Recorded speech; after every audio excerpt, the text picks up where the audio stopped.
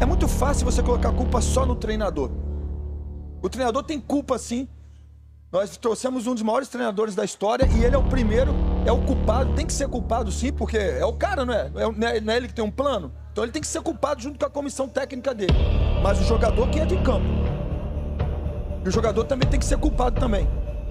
Muito pra mim, eu até acho que o Brasil mereceu mais. Só que a eficiência da Noruega fez com que o Brasil estivesse eliminado. E quantas vezes nós comentamos antes do jogo? Não pode deixar a bola chegar pro Haaland, faz pressão no marcador da bola, não deixa cruzar. E foi tudo que aconteceu nos gols do Haaland.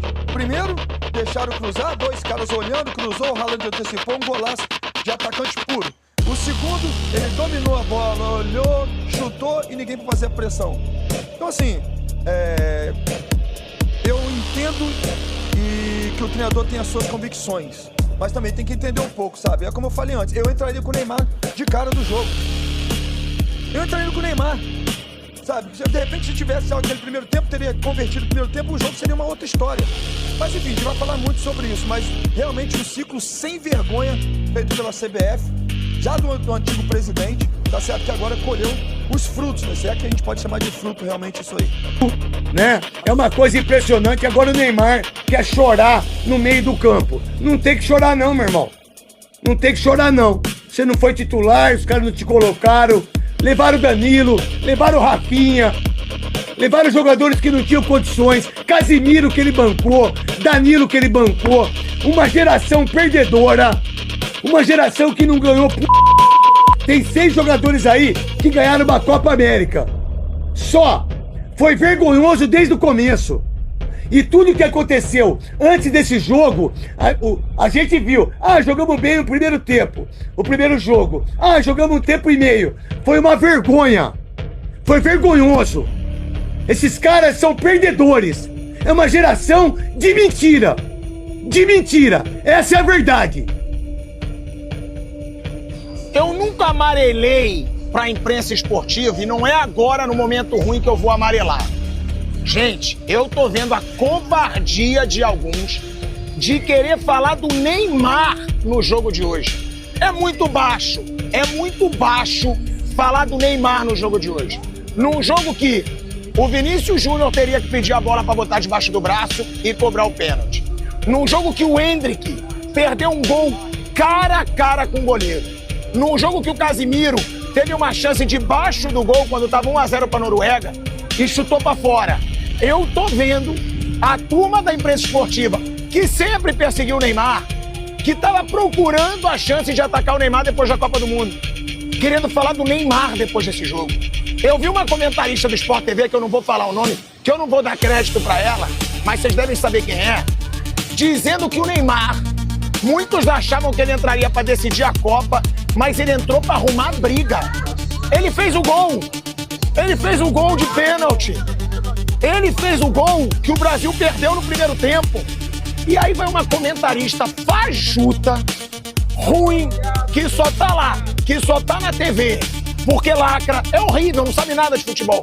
Dizer que foi o Neymar, que o problema foi o Neymar. Eles são covardes, eles são sujos. E não é no momento ruim que eu vou afrouxar pra gente covarde. Nunca. É muita covardia. Foi uma sequência da sina que o Brasil, a seleção brasileira, enfrenta desde 2006, já são 20 anos, com seguidas eliminações para as seleções europeias em Copa do Mundo e sempre inéditas seleções, inéditos algozes. França, Holanda, Alemanha 7-1, Bélgica, Croácia, agora Noruega. Antes do jogo, uma das coisas que falaram foi: o Gabriel Magalhães conhece o Haaland, eles se enfrentam na Premier League. Pois é, o primeiro gol foi feito em cima dele. O Gabriel é um ótimo zagueiro, mas o Haaland é um atacante às vezes impossível de marcar. E acabou decidindo para o Brasil. O Brasil que teve, no primeiro tempo, a menor posse de bola, segundo a Opta Sports, desde que se mede posse de bola, ou seja, desde a Copa de 66. O Brasil nunca tinha ficado tão pouco com a posse de bola, 35%. Houve momentos do jogo, no primeiro tempo, que a posse do Brasil chegou a ser de menos de 30%. O Brasil de Ancelotti, ele rejeita a bola, deixa com o adversário. A Noruega trocava passes no campo de defesa ali, meio inofensivo em alguns momentos, mas no segundo tempo cresce justamente quando Carlo Ancelotti faz as mudanças que acabam com o Brasil, especialmente a entrada de Neymar. Antes um pouco, quando o Endrick entrou em campo, quase deu certo. O Vinícius colocou o atacante na cara do gol e ele acabou não aproveitando. O garoto não foi bem na finalização. Aí quando entra o Neymar, é o momento que a Noruega toma conta do jogo, ocupa o campo de ataque e começa a gerar mais situações. E aí o Haaland faz os 2 gols e a equipe norueguesa consegue a classificação. Para fechar a má participação do Brasil nessa Copa do Mundo, a cena patética.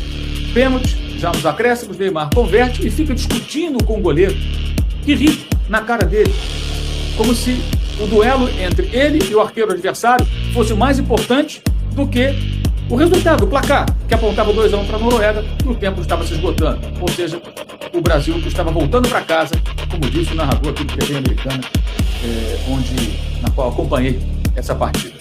O Brasil volta para casa, a Noruega segue na Copa do Mundo e o trabalho de Carlo Ancelotti tem muita coisa para se questionar. Muita coisa para se questionar. Com todas as atenuantes, assumiu um ano e um mês antes da Copa do Mundo, mas as escolhas, as mudanças, a escalação hoje, o que ele fez durante o jogo e a rejeição à bola. Olha, a seleção brasileira que não gosta da bola, difícil estar certo, hein? Aí, pessoal, o estádio está vazio. O Brasil foi eliminado pela Noruega, perdeu por 2-1, não pegou na bola. A Noruega dominou o jogo por completo. O Brasil perdeu algumas chances, perdeu um pênalti, teve a jogada do Endrick, o goleiro fez boas defesas, como o Alisson também fez boas defesas, mas se você for olhar no geral, o Brasil ficou correndo atrás da bola enquanto a Noruega tocava. O Haaland fez 2 gols, né?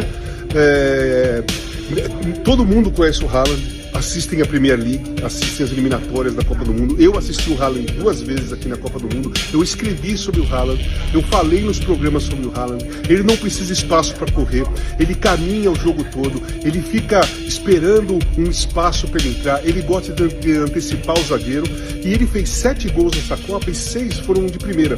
Só o segundo gol hoje que ele dominou e bateu. Então ele não correu, ele não precisa correr para fazer gols. Então a seleção brasileira fez uma péssima campanha, a pior depois de 1966. Eu fico pensando naqueles que fizeram campanha pro Neymar vir para a Copa, falando que ele ia decidir o jogo, que ele estava bem, que ele não estava machucado. Muitos da imprensa, muitos influenciadores, muitos fizeram campanha, né? A convocação final da Copa do Mundo, aquela festa cafona, ridícula, patética que a CBF fez. E hoje nós estamos voltando para casa, a seleção brasileira está indo embora e a Noruega está seguindo em frente. Então o que eu digo é o seguinte: se não mudar tudo nessa CBF, se não mudar tudo nessa seleção brasileira, nós vamos continuar passando vergonha e cada vez pior. Nós somos eliminados pela Bélgica, pela Holanda, pela Croácia, pela Alemanha e pela Noruega agora. Então é isso, o Brasil volta para casa e até 2030. Vamos ver se alguma coisa muda. Espero que vocês não peçam o Neymar para a próxima Copa, tá? Beleza? Vocês são as Neymarzetes e influenciadores puxa-saco do Neymar.